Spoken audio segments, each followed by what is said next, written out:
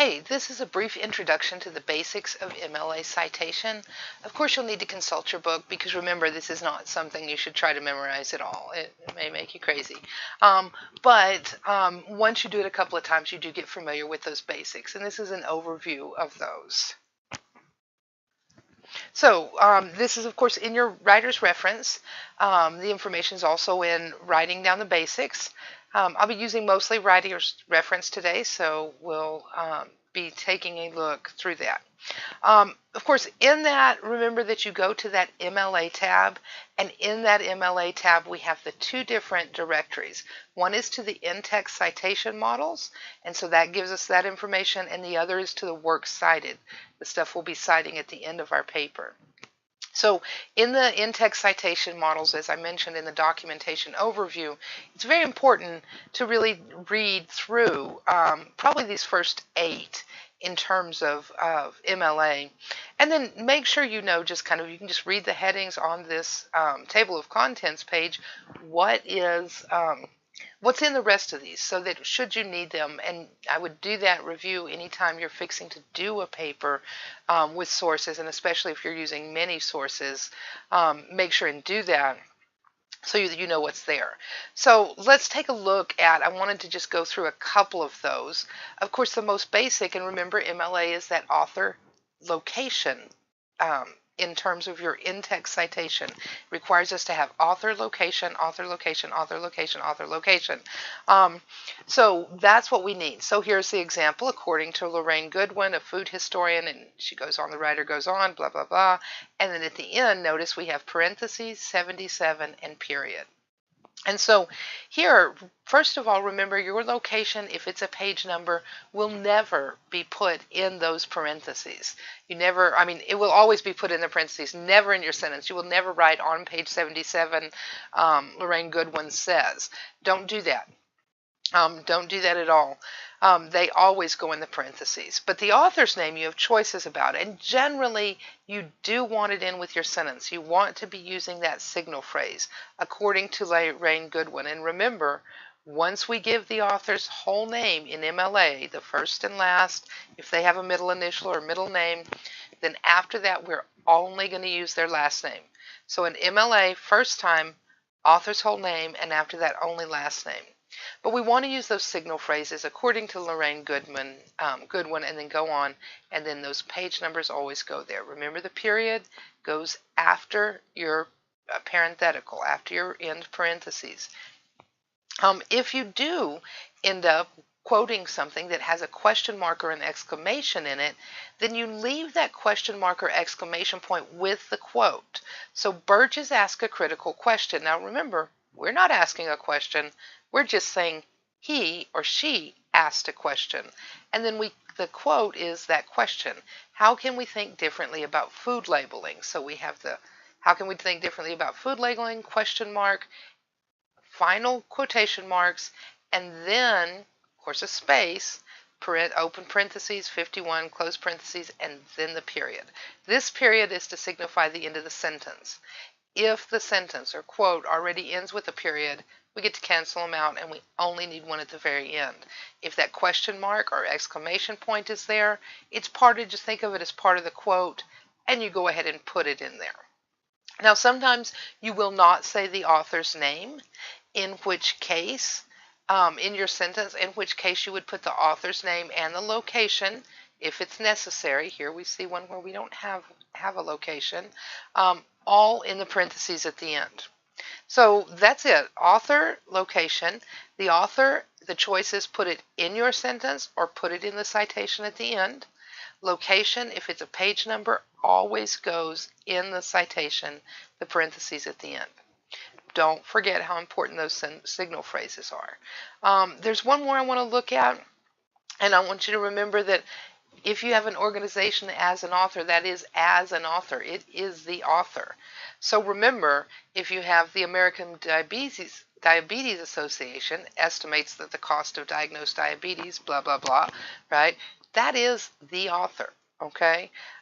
If you don't have a page number, then we won't be giving that, and we'll look at that in just a minute. If you do use the American Diabetes Association, for example, as an author, you would spell out the organization's name. Now, if you're going to go to an abbreviation, go back to capitals and where we looked at setting up that abbreviation, how you spell it out first, then put it in parentheses, and after that you can just always use that abbreviation.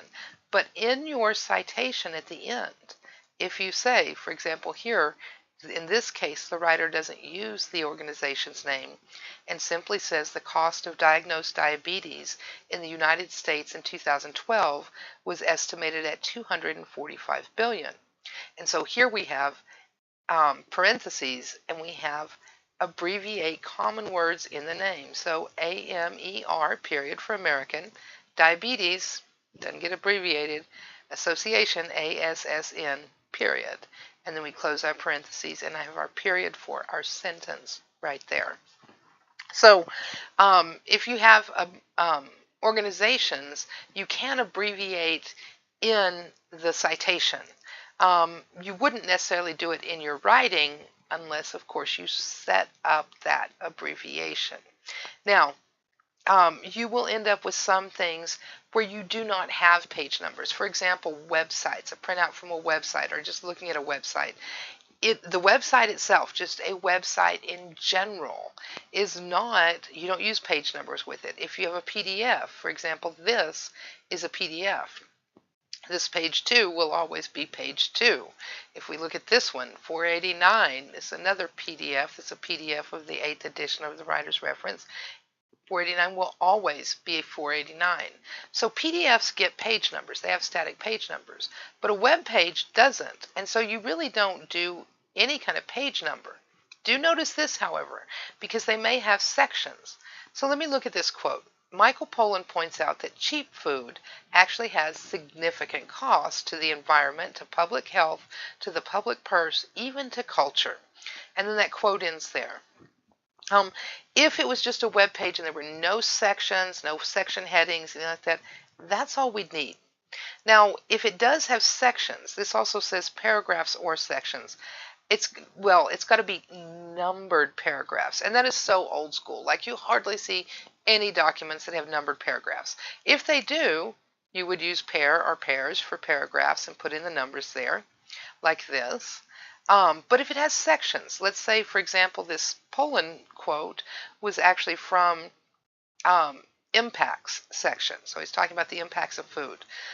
Then what we would do is we'd have Michael Pollan points out, and then the quote, and then at the end we wouldn't have our period here. We'd end our quote marks, and we would have PAR, period, not PAR, I'm sorry, SEC for section. So we'd have SEC, period, and then what's the name of that section? Impacts. And then we'd have the parentheses around it and our period at the end. So if you have a section heading, then you can use those. If you do not have page numbers, you do not have section headings, and you do not have already numbered paragraphs, not that you number or count them, but already numbered paragraphs, then you can skip that location. And those are the instances in which you can do that. So that gives us the basics. There was one more thing I wanted to look at, and that's when you have that long quote. Remember that when you have, when you type up or you copy and paste your quote into a source, and you have four or more, more than four. So you can have, you look at how many lines it is. 1, 2, 3, 4. It might just be one word. It might be 5. It might be 6, 7, 8. But you've got more than 4 lines in your quote. What you're going to do is you're going to enter and then indent and then start that on the next line. And that indentation is simply oh wait, let me find it. Right here. Oh, it won't do it. Okay, I don't have it, but it's the indent button. You get it, okay? So you use that indentation and put in your quote. So this one, Conley offers us a persuasive counter-argument. Now she's already said the author's name, so all she has to give at the end of this quote is the page number.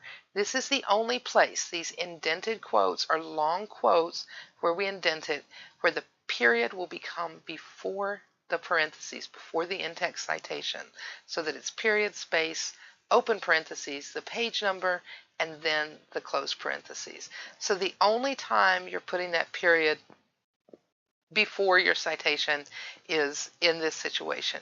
Just don't forget, you type it up, it's more than 4 lines, then you're going to indent it, scoot it over. Don't use the quote marks. This empty space over here already shows us that's a quote. And once you learn that, now when you see that, you read that and you know it. And the reason we have the quote marks is to tell people so they'll know it's a quote. So we don't need to repeat that. Now, we are doing, what we're doing though, is we're only using one source. And if you're only using one source in an article, you've got a short story, a poem, a song, an essay, whatever, an article you're responding to. So you're writing your essay about only one source. Then you don't have to mention the author's name every time. Because you'll start out your paper and you'll give that author's name and the title of the work you're looking at. And then as you go through, whenever you quote from it, it's all going to be from that one source. So let's take a look at that. Here's an example of the story, a paper on the story, The Pedestrian. And of course, we start out, we want to make sure we have the author's name somewhere in this first paragraph. This starts out with it, Ray Bradbury's classic story, The Pedestrian. And remember, short stories, articles, essays, one episode from a TV show, a poem, any of those little things go in quote marks. Movies, books, a whole novel, the whole newspaper, the name of a magazine, those are the big things. Those get put in italics. And MLA is consistent in both the text and in the works cited. Whereas APA does, yes, APA, CMS, MLA, all of them follow these rules about titles in the text. MLA gets a little wonky in their references, their citations at the end, but we'll worry about that when we get there. Just remember, anytime you're writing it in text, it doesn't matter what style. Treat your titles correctly, okay? So here we have The Pedestrian, and it's in quotes, all right? So now that we've said Ray Bradbury, the pedestrian, and we're not going to mention anything else, anytime we use a source, it's going to come from the pedestrian.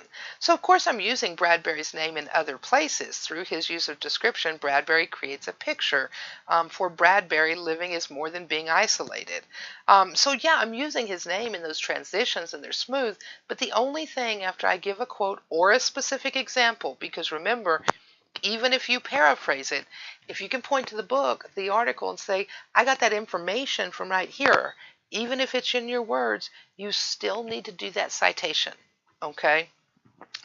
So here, page 1, noting that Mr. Mead was alone in the world of AD 2053, and then we end the quote, and we have that space, and then 1 and the period. You see the same thing here, and there's not even Bradbury in the sentence, because we're talking about that one source. So whenever you use just one source in this way, you don't necessarily have to, you don't have to mention the author's name over and over. It will work into your paper so that there's a smoothness. And of course, at the end of all of your papers, at the end of this one we can see is the work cited, because there's just one work. If we take a look at the end of this paper, we'll see this is works cited because this is a longer paper, and she uses a number of sources. So how do you figure out that? Well, you go back to that MLA tab and look at the works cited models, and you say, okay, I'm using something, what do I have? So what we're going to look at, and of course you would, if you have a book, this gives you print, web, database, journal, abstract, and of course this goes on, and there's art, television, advertisement, podcasts, all of that. But here we're going to look at a magazine. And all you do is we say, okay, article in a magazine, page 404. So we go over to page 404, and it literally is that easy. If there is a little, the paragraphs in this section are maybe 1 or 2 sentences long, take time to read them because they are really helpful. But a lot of times, all it'll do is show you, here's where you fill in the blanks. So we're going to put author, last name first. So here we have Brian, comma, Christie, period. Notice, pay attention to the periods and all the commas. Basically in MLA, the first two things, our author and our major work we're looking at will have a period after them. After that, everything else is commas until the end. So author name, period. Article title, oh, notice those quotation marks. Ivory Worship, period. Period inside quotation marks. The name of the magazine, comma. And then the date. Notice this one's October, and it's the abbreviation, 3-letter abbreviation, period, 2012, comma. Here's one where we have a date, 15 October 2012, comma. And so what you make sure and do is use the date format that sometimes you may just have fall or winter or something like that. Use the date, as much of the date as they give you. And then we have the pages, PP, period, and then 28 through 61 or whatever it is, and then notice the period at the end. Remember, MLA, mostly English teachers, we like sentences, put that period at the end. So that's really how easy it is. It is just a matter of reading through this and then slipping in those things in there. Just make sure you notice if that's in print in quote marks, one part's put it in quote marks. If it's in italics, put it in italics.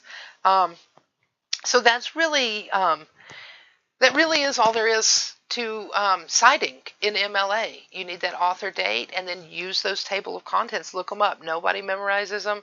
I don't memorize them. I mean, after yes, I can kind of tell you here's how this goes. But when I grade, when I'm helping, people out, I pulled out the book here in face-to-face class. I pull out the book.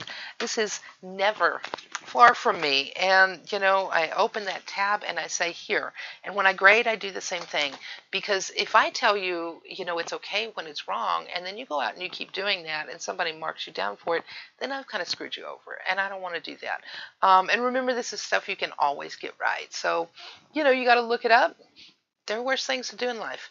If you've never dug a ditch, man, go try that. That's a lot of fun. I'd rather look up how to cite something. So I hope your citation journey is productive. Remember, I'm here to answer questions, so call me maybe. Send me an email, whatever, and we'll see you later.